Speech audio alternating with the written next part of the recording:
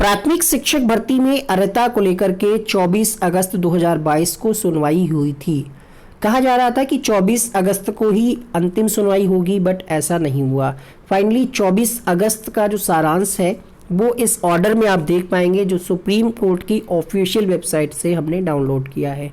यहाँ पर ये कहा जा रहा है कि permission to file special leave petition in diary number दे रखा है, इससे आप स्टेटस खुद भी चेक कर सकते हैं। निष्कर्ष क्या निकला है, अगली सुनवाई कब होगी और इसमें क्या क्या बातें कही गई हैं, आइए देखते हैं। यहाँ पर जब आप देखेंगे, कहा जा रहा है learned counsel for the parties are and item that the all matters में be listed for final arguments after 6 month. तो इस ऑर्डर में ये कहा गया कि आगे 6 सप्ताह का समय दिया गया है।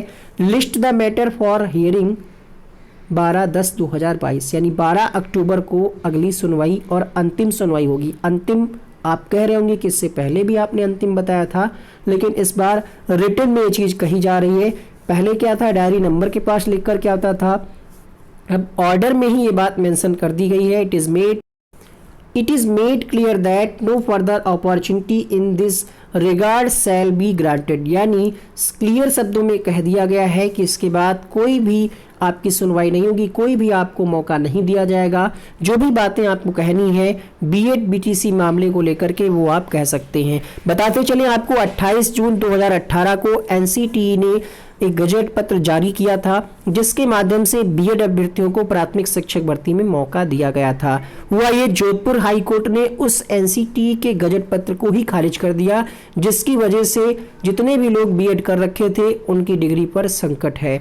अब यहाँ पर मौका क्या क्या दिया गया है, यहाँ पर आप देख पा रहे होंगे। मीनवाइल यूनियन, इसके बाद कहा जा रहा है union of India, NCT, different states, board of secondary education, other private person और जितने भी लोग एग्जाम देते हैं उन सभी को मौका है अपनी बात को कहने का। ठीक है, ऑल एप्लीकेशन सीकिंग। देखिए ओवरऑल इसका निष्कर्ष क्या है वो हम आपको बता देते हैं, वीडियो बड़ा करने का कोई मतलब नहीं है। पहली बात यहाँ पर यह कहा गया है कि 6 वीक यानी 6 सप्ताह के बाद आपकी ये सुनवाई होगी। कब होगी? 12 तारीख को।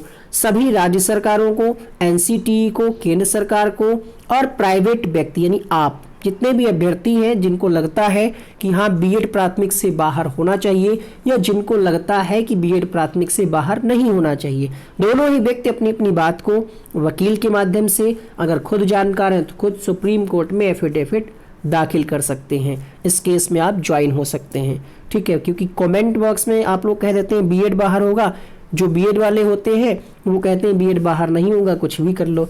तो इससे अच्छा है कि आप एक वकील कर लीजिए, अगर संभव है, अगर आर्थिक रूप से आप सक्षम हैं तो कर लीजिएगा। अपनी बात को जो भी आपको पक्ष लगता है कि इस आधार पर आप शामिल हो सकते हैं। हालांकि जिन लोगों ने 2018 के बाद बीएड किया है इसमें उनकी तनिक सी भी 0 पॉइंट भी गलती नहीं है, क्योंकि उन्होंने तो गजट पत्र की जानकारी हो गई कि हाँ अब बीएड वाले प्राथमिक में शामिल है, तभी तो उन्होंने बीएड किया है ना। तो इसमें उनकी कोई गलती नहीं है, ये मामला कोर्ट का है और कोर्ट को इस बात को ध्यान में रखना चाहिए कि 2018 या उसके बाद जिन लोगों ने बीएड किया है उन लोगों ने तो इसी उद्देश्य के आधार पर, मतलब एक सहारा है कि हाँ हमें प्राथमिक शिक्षक भर्ती में मौका मिलेगा, तभी तो उन लोगों ने बीएड किया है। नो बीएड क्यों करते, बीटीसी कर लेते अगर प्राथमिक शिक्षक बनना होता, इसीलिए तो किया है। तो उसमें उनकी कोई गलती नहीं है, इस बात को ध्यान रखना चाहिए सुप्रीम कोर्ट में। और आप में से जिनको भी लगता है अपने पक्ष को, आप यहाँ पर इसीलिए मेंशन कर दिया गया कि कोई प्राइवेट पर्सन, एनसीटी, जितने भी स्टेट हैं सभी को मौका दिया गया है अपनी अपनी बात कहने के लिए। लास्ट में एक बात क्लियर कर दी गई है कि आपको इसके बाद कोई मौका नहीं मिलेगा, यानी जो आपकी ये डेट है 12 अक्टूबर, ये बिल्कुल पत्थर की लकीर है। इसके बाद कोई सुनवाई नहीं होगी, ऑर्डर रिजर्व हो जाएगा। जो सुप्रीम कोर्ट आदेश देगी वही फिर पूरे देश में लागू हो जाएगा। अब देखना ये होगा कि इस संबंध में एनसीटीई, केंद्र सरकार या राज्य सरकार क्या क्या अपना अपना पक्ष रखती है। जैसे उत्तर प्रदेश की सरकार अगर अपना अपने वकील को भेजती है तो किन पॉइंट्स के आधार पर अपने पक्ष को वो रखेंगे, या बिहार सरकार, वहां पर भी मैटर है, या राजस्थान सरकार, तो इसमें क्या पक्ष रखती है ये तो आने वाला वक्त ही बताएगा। इस बारे में अगर आपको कुछ भी जानकारी है, अगर आपको लगता है कि हम अपने पॉइंट्स को जज साहब तक या वकील साहब के माध्यम से पहुंचा सकते हैं, तो आप एफिडेविट दाखिल करिएगा। इस वीडियो में इतना ही। आपके विचार जो है कमेंट बॉक्स में सकारात्मक रूप से लिखिएगा।